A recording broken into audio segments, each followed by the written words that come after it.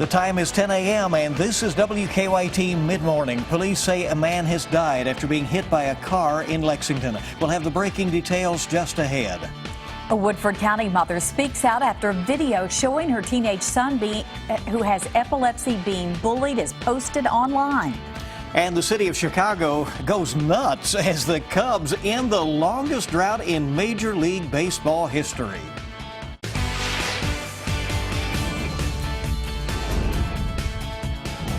This is WKYT Midmorning. Good morning, and we're glad you're on WKYT. Bill Bryan and Barbara Bailey here. We began this mid-morning with a breaking news alert. Lexington police say a man has died after being hit by a car today. Happened around 7 this morning on Richmond Road between North Eagle Creek Drive and Squires Road.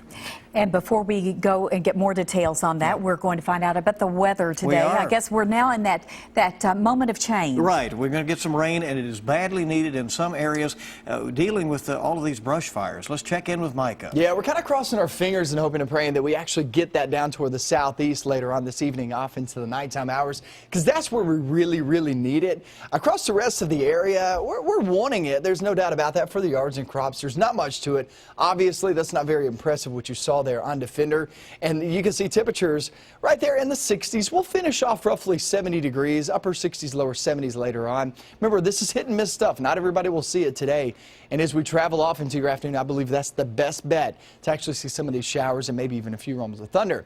So how much are we expecting? That's number one. Number two, any severe weather. Well, I'm going to get into that. I'll show you how cool we are back behind this rain for your Friday off into your weekend coming up.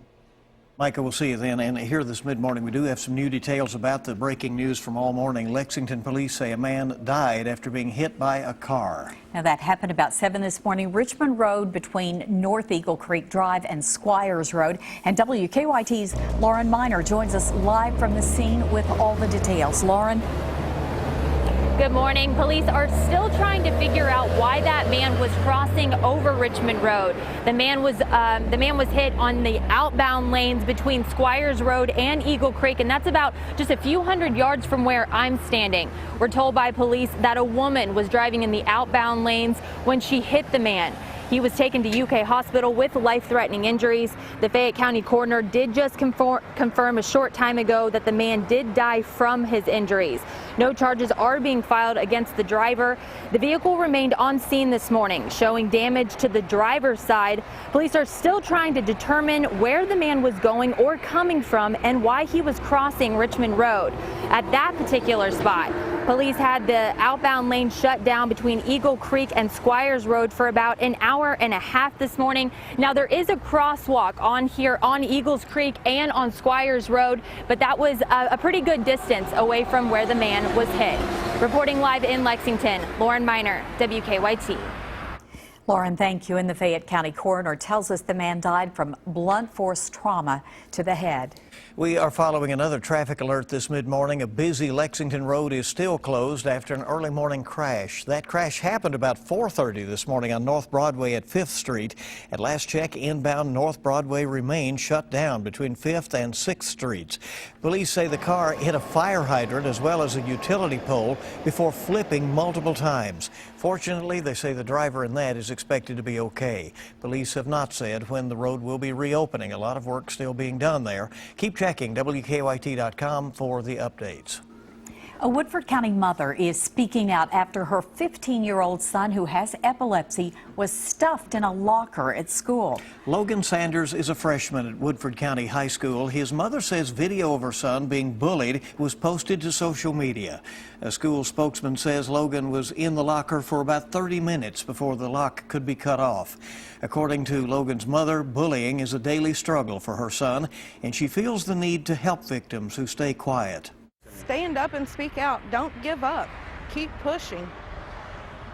There's kids that can't talk about it or that won't talk about it. Be their voice. Loman says the student at the center of bullying her son served a 4-day suspension and was sent to an alternative school for another 30 days. A man accused of causing a Clark County crash that killed 2 women will appear before a judge today. 84-year-old James Pelfrey was indicted on manslaughter and assault charges. In June, police say he crashed into 2 cars on the Winchester bypass. The crash killed 62-year-old Sarah Helfrich and 35-year-old Juanita Mitchell. Two men from Detroit have been arrested in Lexington accused of trying to use false gift cards. Ahmad Carter and Michael Livingston Jr. were arrested yesterday. Police say they found dozens of re-encoded gift cards that were in a hidden compartment in their car. They say the men tried to use the fake cards in Nicholasville. An everyday occurrence is how emergency management officials are now describing the number of wildfires that are popping up across the Commonwealth over the last few weeks. Really a horrible situation. Outdoor burn bans have now been issued in at least 10 Kentucky counties. Those counties are highlighted on this map. Now, just yesterday alone, the Kentucky Division of Forestry says wildfires burned 778 acres across the state. Emergency management officials say it doesn't take much for a small fire to grow quickly into something much bigger. And people, they don't have bad intentions. They just make a bad decision that they will pick a day like today and decide to do some outdoor burning. And it can spread, get away from them. A little bit of wind can move it pretty fast. Forestry officials say the burn bans will remain in effect until a substantial amount of rainfall helps out with the situation. The Harlan County Judge Executive has declared a state of emergency there because of the brush fires. County officials say in the last few days the fires have burned about 1,300 acres. Some of the fires are now burning close to homes. Well, tomorrow marks the one-year anniversary since Richmond police officer Daniel Ellis was shot in the line of duty.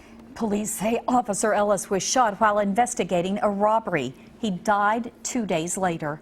Tomorrow morning, Richmond police will hold a moment of silence for their fallen officer in front of the police department.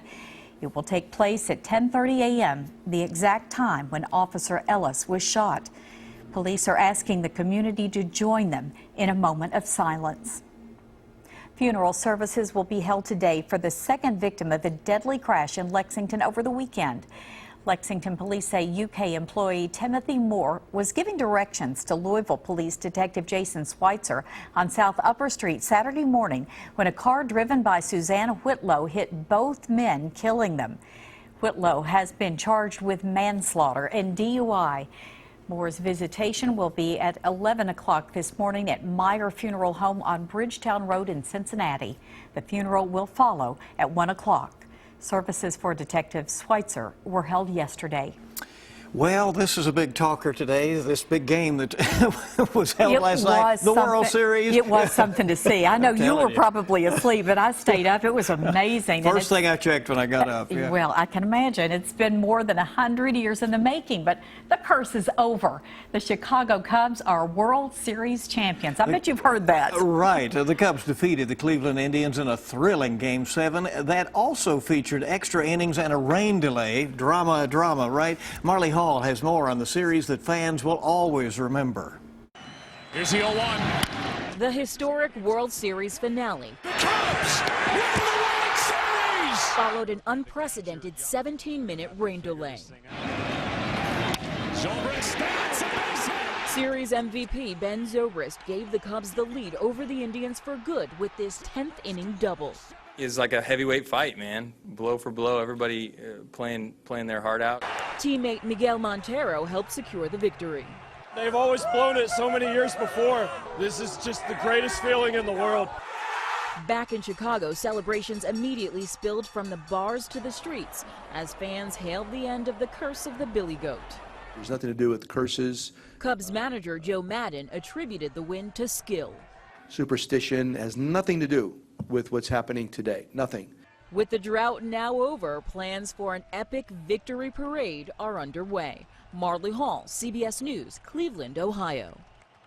And following last night's game, President Obama tweeted out congratulating the Cubs. He asked the team, "Want to come to the White House before I leave?" Coach Calipari was also in Cleveland last night. You see him there in the picture to the left. The UK coach tweeted a few pictures throughout the night, including one of Chicago celebrating its victory. He wrote, "Glad I could experience this." A lot of fun. Oh, absolutely. And making it to gave him everything about the series. Our Mike Beier on our staff, he was there at Wrigley, you know, so he's been a lifelong Chicago fan. We talked to him on the morning news. He was hoarse but excited. Yeah, of course. He would be in the middle of it. That's right. where all the true fans wanted to be. Well, keep it right here this mid-morning. it may not work with your boss, but the Chicago Cubs are trying to help their fans after a long night of celebrating. We'll have that story just ahead, and Micah's coming right up with weather. Finally have some rain in the forecast for today, but how much are we looking at and what's the timing on this? I want to break it down for you hour by hour, coming up next. Now, your zone-by-zone forecast with meteorologist Micah Harris. In the mid to upper 60s at this moment. When we finish off the day, it'll still be well above average, but it's not going to be the 80s like we've had the past couple of days. So we'll be sitting right there around 70 degrees once it's all said and done. Not a nice feel right now, and actually we'll feel pretty nice later on this afternoon. So rain is on the way. Obviously, it's not much. You can see that back towards southern Indiana, heading toward our location. I would say that 64 corridor anywhere from Louisville to Lexington, and then Lexington to Covington. That area up toward the north, okay, kind of that northwestern portion of our viewing area, will experience at least a few light showers here within the next couple of hours. And this model's picking up on this pretty well. It gives us pretty good confidence that we will at least see some of this as we travel towards your noontime hour. So now through about noon is when you can see some of that move on in.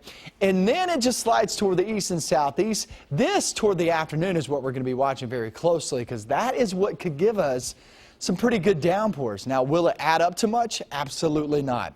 Most of us, virtually all of us, stay right there, a quarter of an inch or less. But we can't rule out a couple of spots, maybe a little bit higher than that, half an inch at most, and a couple of isolated spots. Where we really need it, east-southeast for those brush fires. And what we're going to be dealing with that, it's not a lot of rain. It's not a drought killer. We still have a little bit of a drought around the region too. So all of us need rain, but really south and southeast need it the worst. So we're going to be really honing in on that as we go throughout the afternoon and evening, hoping that that actually makes its way down there and puts down the best amount of rain. So that's for today, but you got to remember, this is hit and miss. Not everybody sees the rain today. It's a pretty decent shot, but not everybody will get rain today. On Friday, much cooler, much better looking too. A lot of sunshine as that chill will be in the air. Everybody needs a coat on Friday. It's guaranteed, because it's not that far off from average, but because we've been there in the low to mid 80s the past few days, really the past couple of weeks, on and off. This upper 50, lower 60, which is typically around average, will feel much cooler than what it should feel like. So keep that in mind. Saturday looks pretty good. We're there in the 60s there toward the afternoon for tailgating. Kickoff right there around 55 degrees. It's going to be a pretty chilly drive home in the 40s. So today, hit and miss activity, guys. Friday, much cooler. And then the weekend, we're sitting there in the low to mid 60s. Pretty good looking weekend in store, though. We have a lot of sunshine, so there's good news for us. That's good. Very good. If you stay in the sun, you're okay. If you stay in the sun, that's right. Thank you, Mike. Good pointer. Well, Cubs fans, of course, very loyal to their team. We've seen that. And that's why the team is now trying to help them out. Ahead of last night's game, the Cubs tweeted a super official excuse note for their fans. The handy fill-in-the-blank form asks for an excused absence from work or class or any other responsibility a Chicago Cubs fan might have today. It says, if you're not familiar with sports narratives, well, it's kind of a big deal.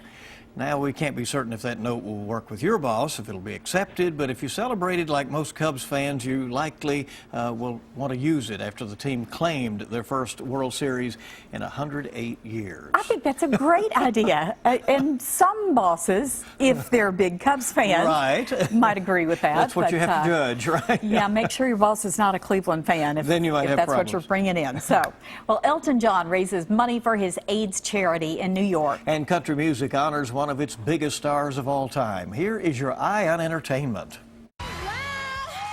Dolly Parton received the Willie Nelson Lifetime Achievement Award at the 50th Annual Country Music Association Awards last night in Nashville. I would have cried, but I didn't want to mess up my eyelashes. And Parton was honored as a trailblazer in the industry. She's won 9 CMA awards, including Entertainer of the Year. Garth Brooks won the top honor this year. It was his 5th win for Entertainer of the Year.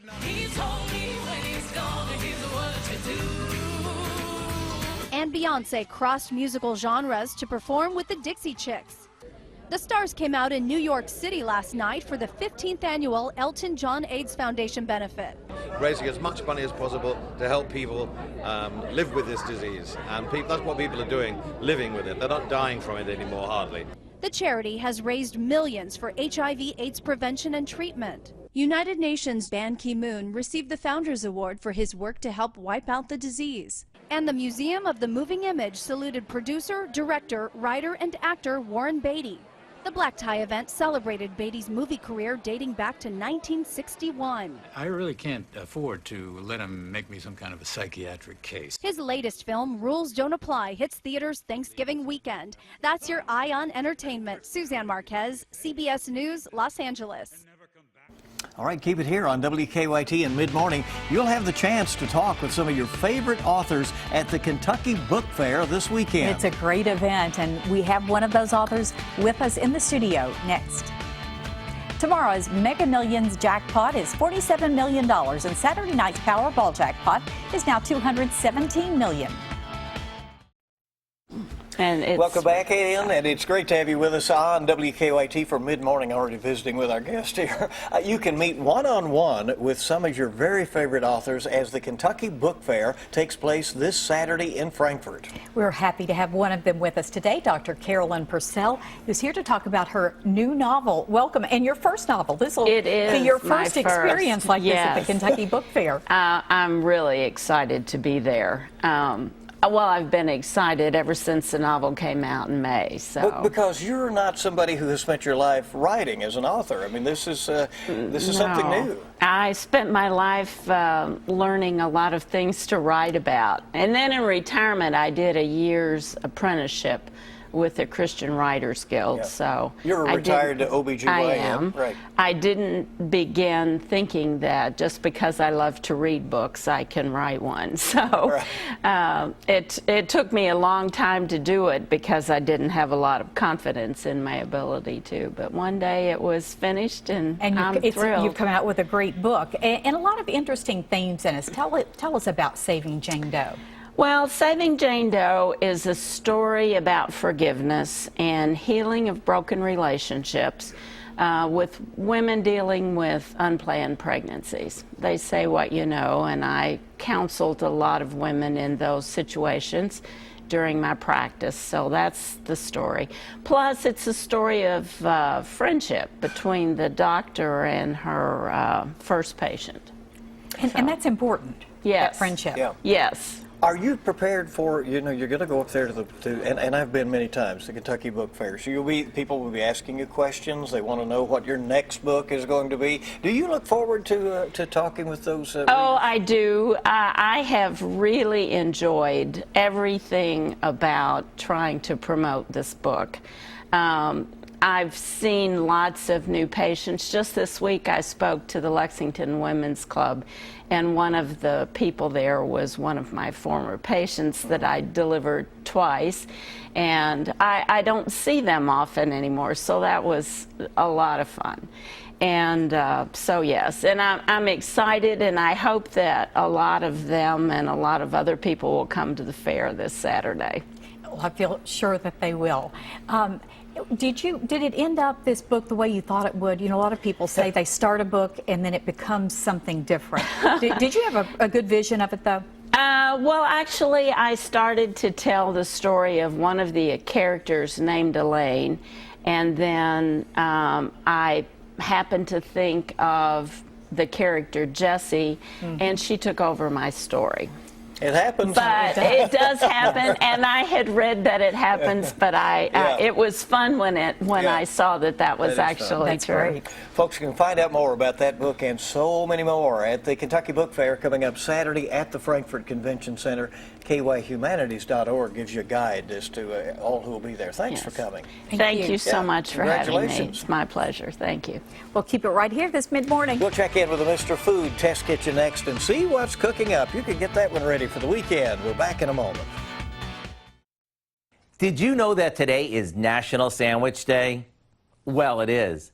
And that's why I thought it'd be fun to share one of the Test Kitchen's all-time favorites. I cut a loaf of Italian bread in half and removed the insides and toasted it. Now, we slather on a mixture we made by combining some mustard with a bit of brown sugar. On top of that, we pile on a good amount of sliced ham, turkey breast, tomatoes, and some chopped red onion. And get this, we top it with a healthy amount of coleslaw, some crushed pineapple that we've drained, and some shredded cheddar cheese. We put the top on, wrap it in foil, and pop it into the oven until all the layers are warmed through and the cheese gets all melty. And whether you serve this as a fun change of pace appetizer or as a fill-you-up sandwich, one bite is all it'll take, and you'll know exactly why this is one of our favorites. So in honor of National Sandwich Day, why don't you go online and get the recipe for our All-American Kitchen Sink? You see, we call it that since we practically put everything in it, well, except for the kitchen sink. I'm Howard in the Mr. Food Test Kitchen, where today we found a fill-you-up way for you to say, ooh, it's so good. A piece of it fell off there. Quick weather. Good weather. What do you think? Yeah, we're going to see some showers today and much cooler the next few days. All the latest news and the updated forecast at noon. Have a good day.